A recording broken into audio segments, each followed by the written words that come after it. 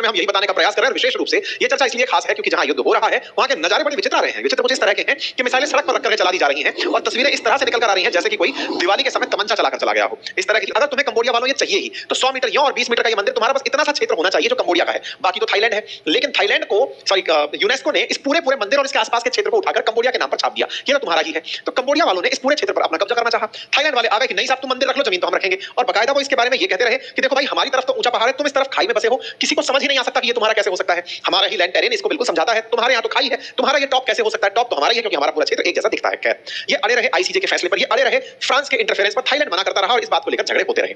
ये झगड़े पहली बार नहीं है। 2008 में जब इसको पहली बार यूनेस्को विश्व विरासत माना गया था तब भी उस समय भी झगड़े हुए थे। 2008 और 2011 के बीच में कई हिंसक झड़पें इन दोनों देशों के बीच हुई। मतलब यूनेस्को का फैसला और कंबोडिया और इनका दोनों का आपस में झगड़ना ये होता रहा।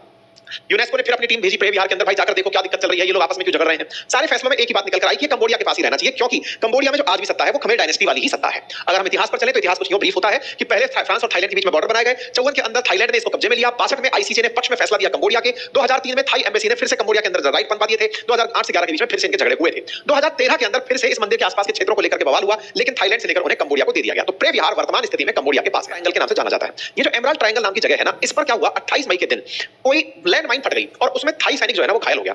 थाई सैनिक घायल हुआ और उस घायल सैनिक के चलते यहाँ के प्रधानमंत्री को इस्तीफा देना पड़ गया। थाईलैंड के प्रधानमंत्री रहे हुए थे।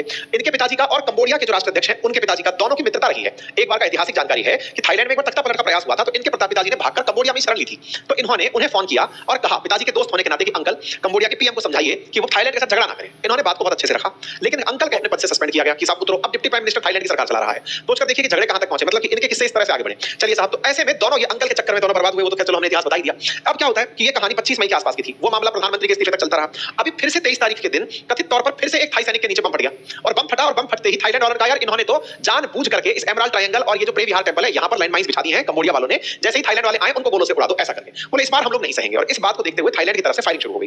थाईलैंड की तरफ से फायर मारेंगे, इधर कंबोडिया वाले अलग अपना टैंकर वैंकर लिए घूम रहे हैं कि हम गोला मारेंगे। ये तस्वीरें जो आप चलते हुए देख रहे हैं ये कंबोडिया से चलती हुई दिखाई दे रही है थाईलैंड पर। थाईलैंड पैसे वाला देश है, वो भाई साहब ड्रोन लेकर आ गया कंबोडिया को मारने के लिए। ऐसे में उससे भी मांग लिया, कुल मिलाकर के सब लोग झगड़ रहे हैं। इनका पड़ोसी देश वियतनाम है, वो कह रहा है भाई चुप हो जाओ नहीं तो ये बड़ी ताकतें हैं इंडिया और चाइना ये आ जाएंगी। क्योंकि कंबोडिया में तो वैसे चाइना का बहुत प्रभाव रहता है। इंडिया थाईलैंड का बढ़िया व्यापार रहता है, इंडिया का कंबोडिया के साथ भी अच्छा व्यापार रहता है। ऐसे में चाइना ने तो फाइनल इनसे कह दिया कि शांति बनाओ यार, बातचीत से मामला सुलझा लो।